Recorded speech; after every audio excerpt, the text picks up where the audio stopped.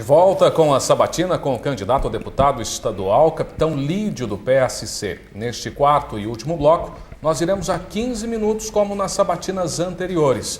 Aos 13 minutos deste bloco, um bip será acionado, indicando que o candidato terá 2 minutos para as considerações finais. Edson Arantes. Candidato, a segurança pública do estado de São Paulo é um dos alvos mais atacados pela oposição na atual campanha eleitoral. Delegados reclamam que tem o pior salário do país. O senhor concorda que a segurança em São Paulo é mesmo um grande problema? A segurança do estado de São Paulo pode ser um problema, não só para a população, como para a própria polícia. Mas o problema da segurança não está só pelo problema de baixos salários. Temos baixos salários, mas nós não podemos justificar. Se um policial disser que não está atendendo, não está prestando um serviço de qualidade, porque os seus salários estão baixos, a melhor coisa que ele tem a fazer, a mais honesta, é ele fazer um pedido de baixa e ir embora imediatamente. Porque nós tratamos com vidas. É um sacerdócio, é proteger, é servir. Se você não consegue, e você alega que os seus baixos salários não conseguem dar a satisfação necessária para prestar um bom serviço, você tem que ir embora. Candidato, como é que o senhor avalia o salário de um delegado em São Paulo?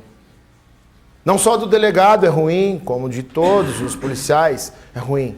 Mas existem outras categorias. Seria muito fácil eu vir aqui pedir aumento para os policiais e me esquecer de outras áreas também que sofrem, padecem com a questão de salários. É muito fácil dar aumento... O senhor acha que não é um problema central, então? Não é uma questão prioritária fazer um reajuste dos salários para os policiais militares e para os delegados de polícia? Historicamente, os policiais militares e os policiais civis e a própria polícia técnica, científica, sempre receberam baixos salários e sempre prestaram um serviço de qualidade. Eu defendo que as polícias atuem conjuntamente. Nós precisamos lamber as feridas. É muito difícil, mas eu penso que seria uma forma de resolvermos ou amenizarmos o sofrimento do policial de uma maneira geral, se outros salários indiretos, tidos como indiretos, pudessem ser colocados à disposição do policial.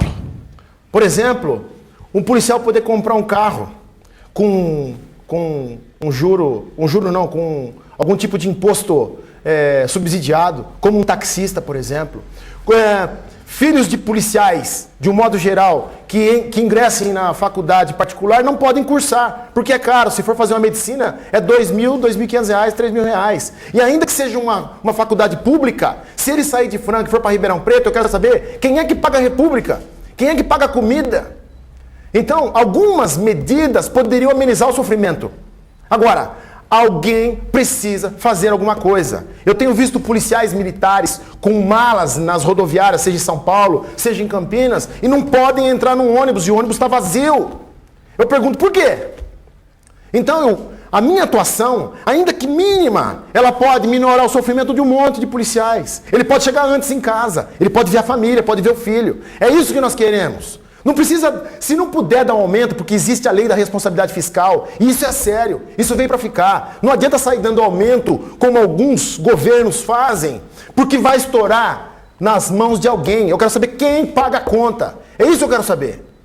Candidato, o senhor é um especialista em segurança. Na sua opinião, qual seria a solução para diminuir os índices de criminalidade no estado de São Paulo? Distribuição de renda, uma melhor distribuição de renda. A gente passa por conjuntos habitacionais e a gente vê verdadeiros guetos. Existe eu acho que no subconsciente das pessoas está escrito que pobre gosta de lugar pequeno, que ele gosta de morar em lugar apertado. Por que nós não podemos fazer casas em condomínios ou conjuntos habitacionais, terrenos maiores? Por que não pode colocar uma piscina para o pobre num conjunto habitacional? Não é luxo. Por que não pode colocar uma lavanderia? A exemplo dos outros condomínios. Por que não pode fazer isso? Por que pobre tem que morar em terreno de 5 por 10, 5 por 15, casas apertadas, estilo mutirão?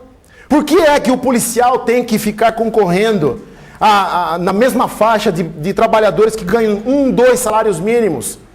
Por que isso? É isso que eu quero saber. Não adianta cercar os condomínios da cidade e deixar determinadas áreas. E se você não vai em determinados bairros da cidade, Você transformou esse bairro num gueto. E lá mora o seu medo, mas eu quero que você vá lá. Enquanto você não for lá e andar tranquilo lá, não existe segurança pública, não existe paz pública, não existe tranquilidade. É isso que eu quero dizer. Candidato, o senhor acha que a construção de mais presídios ajuda em alguma medida? Eu sou a favor que os presos cumpram as suas penas. Se o cumprimento das penas não tem sido adequadas, é por falha de homens públicos, inclusive de políticos. Se a lei da progressão penal, aquela que permite o preso por bom comportamento, após um determinado tempo na cadeia, ele ser colocado em liberdade, não é culpa do juiz. O juiz faz cumprir a lei. Quem elabora as leis? Nós temos que ir atrás. Então é no âmbito estadual e no âmbito federal.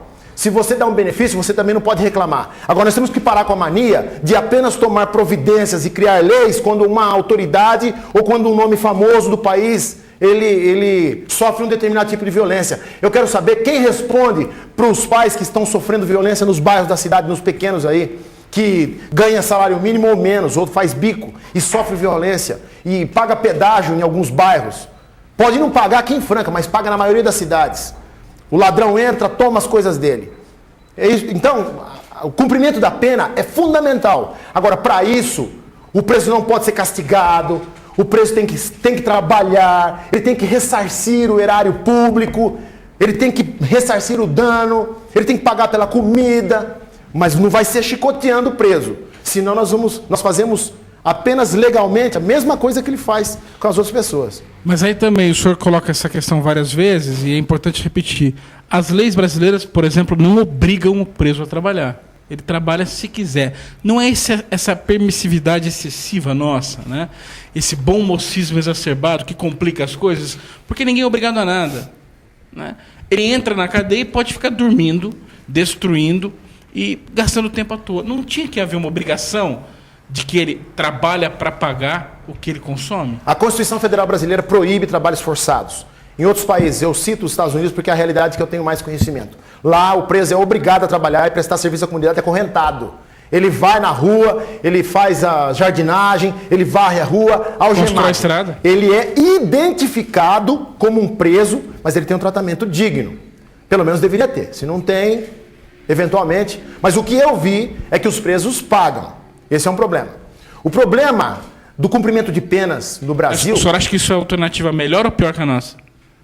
Eu acho que é melhor. Muito melhor que a nossa. Mas nós não temos maturidade política. A nossa sociedade não está preparada para uma efetiva punição de presos.